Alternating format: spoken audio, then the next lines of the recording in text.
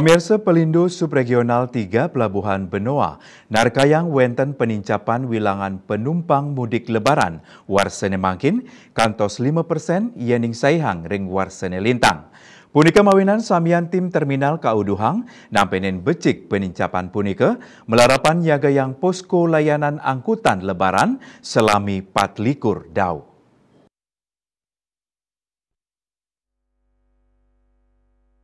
General Manager Pelindo Pelabuhan Benua, Agung Matara Mausang, penincapan inucap keterkayang nincap sangkaning penglimbakang ekonomi nasional dari sampun pandemi, sao mawohnya negala libur sao cuti bersama Idul Fitri oleh pemerintah.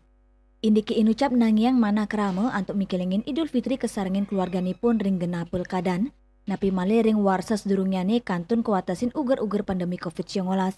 Nampenin agang nyani wilangan pengerau penumpang, Pelindo Pelabuhan Benua sampun memperkanti sarang samian bagel, untuk mastikayang alur layanan terminal selanturnyane taler pacang kebecekang infrastruktur, turnin capang male ayahan proses bongkar muat barang miwa penumpang ring pelabuhan. Pelindo semaken untuk ngicenin ayahan pini becek majeng samian kramo, saningoe gunayang jasa pelabuhan, pemekasnyane ritat kale lebaran sane dados gala utama majeng kramo ring Indonesia.